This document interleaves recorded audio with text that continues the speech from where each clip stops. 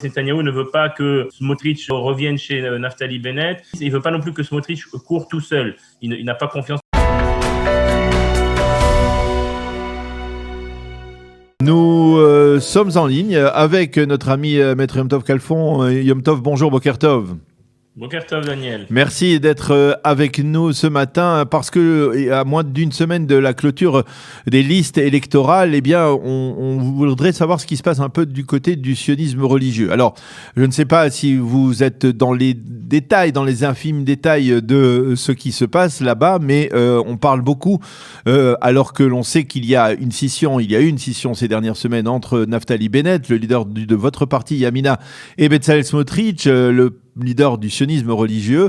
Eh bien, aujourd'hui, on se demande si Bezalel Smotrich parviendra à passer le seuil d'éligibilité ou pas, et si Binyamin Netanyahou va avoir une influence dans cette course au mandat, avec peut-être Ben Gvir d'un côté, le foyer juif de l'autre côté. Comment vous percevez ce qui va se passer cette semaine dans le monde sioniste religieux ? Bah écoutez, en réalité, ce qui se passe, c'est que c'est en fait plusieurs partis qui se sont scindés. Il y a alors le parti que vous avez appelé sioniste religieux, c'est le nouveau nom du parti Yichud Lehomi de Bezalel Smotrich, oui, qui était une des composantes. Il y a aussi le parti du Beit Yehudi qui a fait une primaire récemment et qui a mis à sa tête l'adjointe au maire de Jérusalem, Hagit Moshe. Et évidemment, il y a aussi, en dehors de ce qui était en tout cas avant, le parti du sionisme religieux Itamar Ben Gvir, qui a son propre parti Otzma Yehudit. Et évidemment, il y a le Yamina, j'ai envie de dire, traditionnel Naftali Bennett. Et donc, c'est tout ce puzzle qui est en train de se constituer. Et comme j'ai envie de dire, comme souvent dans le sionisme religieux, ce puzzle se constitue dans la douleur, avec évidemment dans l'ombre, derrière, apparemment un élément majeur qui tire les ficelles. Cet élément, c'est évidemment le Premier ministre Netanyahou, qui apparemment voudrait que Bezalel Smotrich s'unisse d'une part avec le Beit Yehudi, d'autre part avec Itamar Ben Gvir, et qu'il ne revienne pas dans le parti de Naftali Bennett, c'est-à-dire qu'il y ait vraiment deux partis. Mais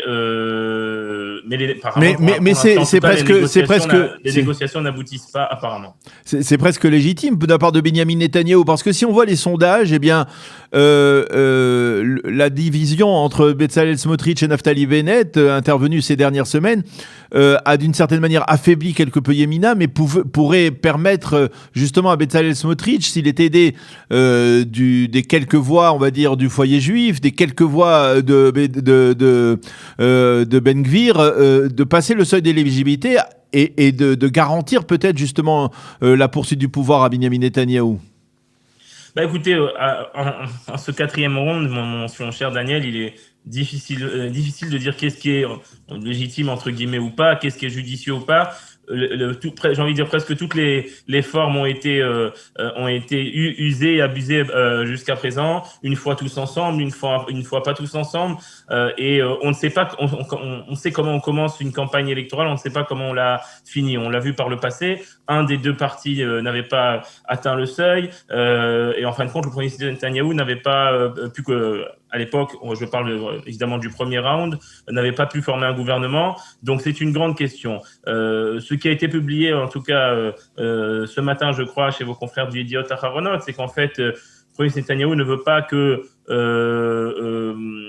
Smotrich revienne chez Naftali Bennett, et il veut à tout prix qu'il s'unisse. Et il veut pas non plus que Smotrich court tout seul. Il n'a pas confiance non plus en Smotrich pour qu'il soit tout seul. Et apparemment, de ce qui a été publié en tout cas par vos confrères, le premier ministre Netanyahou a menacé Smotrich que s'il ne s'unit pas, alors le premier ministre le Likoud fera campagne contre Smotrich sur les terres du sionisme religieux, faire la fameuse campagne en hébreu on appelle ça l'ishtot, boire les mandats, oui, pour faire tomber Smotrich, oui, en dessous du seuil d'éligibilité et renforcer ainsi le Likoud. Donc ce sont les informations qui ont été publiées de tous les efforts que fait le premier ministre Netanyahou pour faire cette union entre Smotrich, le parti du Beit Yehudi, et le parti de Ben Gvir. Du côté d'Yamina, ce que je peux dire, c'est que Naftali Bennett n'a pas voulu cette séparation de Bezalel Smotrich et oui, envisager de continuer de courir avec lui dans un très large parti. Il n'a pas souhaité cette scission. Elle lui a été imposée. Évidemment, alors il a continué, comme on dit, continuer son chemin et continuer sa campagne électorale pour réunir le plus grand nombre d'électeurs possible. Alors, je vais vous proposer un cas de figure et vous allez me dire si c'est un cas de figure possible. Hein. Au lendemain des élections, Bezalel Smotrich parvient à se hisser au-dessus du seuil d'éligibilité. Il apporte 4, peut-être 5 mandats à Binyamin Netanyahou. Il y a environ une cinquantaine de mandats pour le bloc Netanyahou, Smotrich et les orthodoxes. Et Yamina obtient 11, 12 mandats à voir.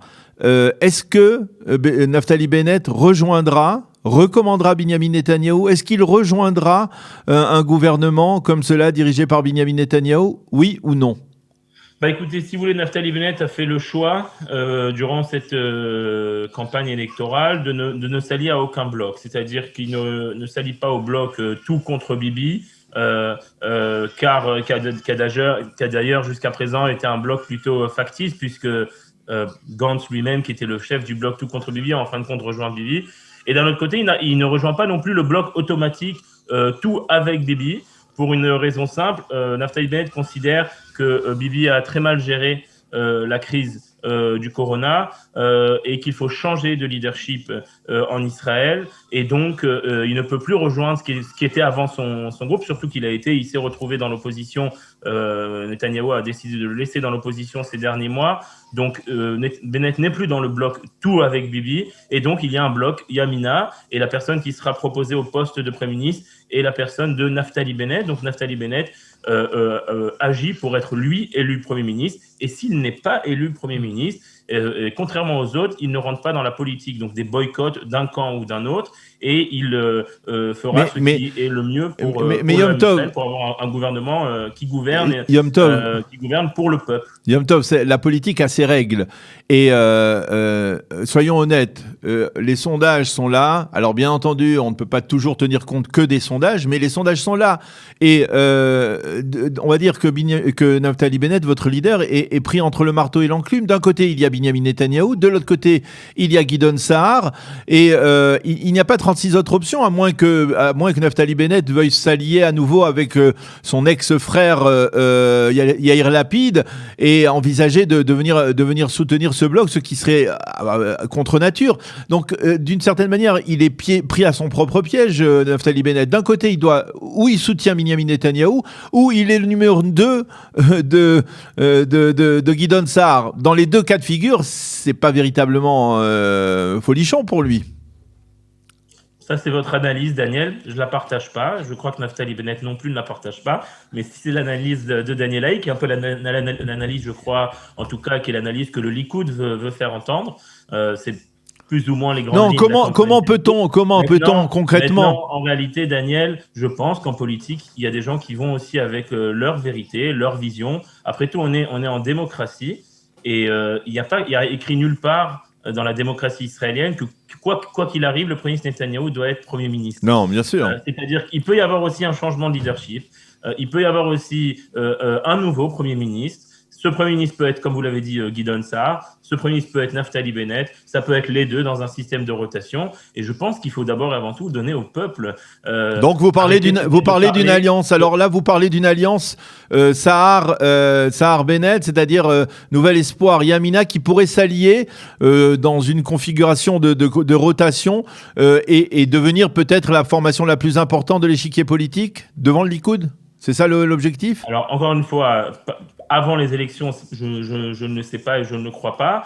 Maintenant, après les élections, c'est évident que le parti Tikva Hadasha et le parti Yamina ne sont pas loin au niveau idéologique. Ce sont deux partis de droite, même considérés comme Gideon Sa'ar est bien sûr bien plus à droite que Netanyahou, et depuis longtemps, puisqu'il a été le leader au Likoud qui s'est opposé à la Hitnatkut, au démantèlement de Gaza, que Netanyahou a soutenu, pour laquelle il l'a voté à plusieurs reprises. Donc Gideon Sa'ar est bien sûr bien plus à droite que Netanyahou, Naftali Bennett, c'est évident. Donc c'est pas impossible que ces deux leaders politiques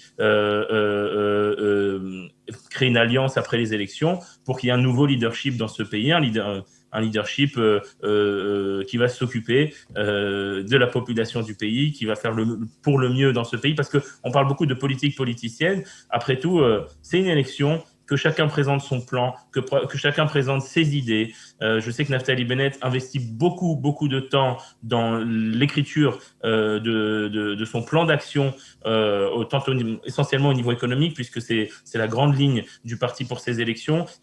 Bennett a fait une alliance avec un groupement d'indépendants qu'on appelle les Shulmanim, oui. Et a écrit avec eux, et est en train d'écrire avec eux toute une série de réformes pour améliorer la vie des indépendants en Israël et la vie de manière générale des Israéliens avec cette crise du corona qui est une crise sanitaire, mais aussi une crise économique majeure. Donc, je crois que dans le cadre du jeu démocratique, il faudrait peut-être qu'on revienne à parler des sujets eux-mêmes et qu'on s'éloigne un petit peu de la politique politicienne. Il y a d'autres choses dans ce pays que le Rak Bibi ou Raklo Bibi, même si c'est ça ce qui intéresse généralement vous et la plupart des journalistes dans le pays. Je crois que c'est important aussi de parler des sujets eux-mêmes, de la vie des gens eux-mêmes. Et alors nous parlons des gens meurent quotidiennement de ce virus, des gens perdent leur emploi, des gens voient leur entreprise disparaître, et il est temps de parler des vrais sujets. Eh bien, Maître Yom Tov Khalfon, merci beaucoup d'avoir été avec nous ce matin pour tenter d'analyser ces développements particuliers dans la mouvance sioniste religieuse. Je suis sûr qu'on aura l'occasion de se reparler prochainement, bien entendu après la clôture des dépôts des listes électorales. La semaine prochaine, jeudi soir prochain à minuit, on aura certainement l'occasion de commenter, on va dire justement, la composition de ces listes électorales dans les différentes formations, y compris dans la vôtre. Merci beaucoup d'avoir été avec nous ce matin. Shabbat Shalom. Merci Daniel, Shabbat Shalom.